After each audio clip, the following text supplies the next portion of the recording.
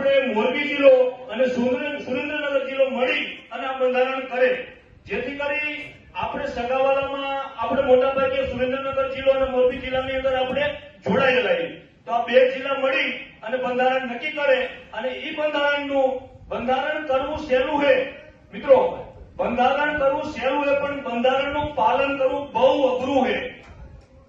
આ બહુ સમજ્યા જેવી વાત છે. સમાજની અંદર જો તમારા સમાજની અંદર જે કઈ મિલકતો આજે જો આના પરિસ્થિતિ રહી તો મિત્રો સમાજની જમીનો વેચી જશે, સમાજની મિલકતો વેચી જશે, કાં તો નાના માણસને ક્યાંક વ્યાજવા રૂપિયા લાવીને દીકરીના લગ્ન કરવા પડશે, કાં તો કોઈની ગુલામી કરવી પડશે. જો આ જે આપણે ન વેચવા હોય તો અત્યારે આપણે જાગવાની જરૂર છે.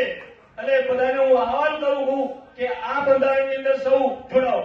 બંધારણની અંદર ખાસ કરીને જે સમાજની અંદર સક્ષમ લોકો છે, જેને ભગવાને કંઈક આપ્યું છે, એવા લોકોને હું આહવાન કરું કે તમે આગળ આવો, જેથી કરી નાના માણસને એમ થાય કે તમારે આવો અમને શરમ લાજ આવે. મોટા માણસને જો શરમ નહીં આવે તો નાના માણસને શરમ નહીં આવે. મિત્રો આજે બંધારણ એટલા માટે કરવું પડે કે આજે હું દાખલા તરીકે મારી જ વાત કરું તો હું મારા દીકરાને અત્યારે હાલના જે પ્રસંગો લગ્નની અંદર જે ખર્ચા થાય હું મારા દીકરાને એમ કહીશ કે બેટા આ ખર્ચા નહીં પોય, આપણે આટલું જ કરો, તો મારો દીકરો નહીં માને. જેમ તમારો દીકરો નહીં માને પણ સમાજની અંદર જો બંધારણ નક્કી થયું છે તો દીકરાને પણ માનવું પડશે મિત્રો. તો આ જરૂર છે આપણે સમાજની અંદર બંધારણ કરવાની. બીજી વાત એ કરું, બંધારણ આપણે કરીએ તો આગેવાનો થોડાક બને એટલા દરેક તાલુકામાંથી ગામડામાંથી આગેવાનો આવો.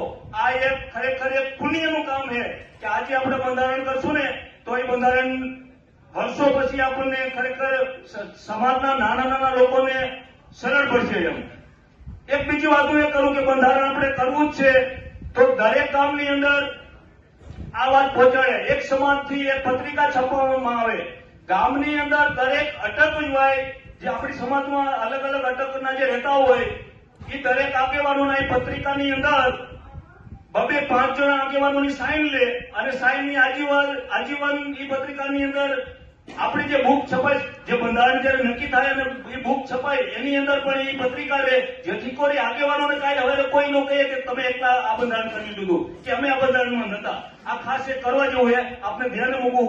તો અહીં મને એક બોલવાનો મોકો આપ્યો તે બદલ આપ સૌનો ખૂબ ખૂબ આભાર.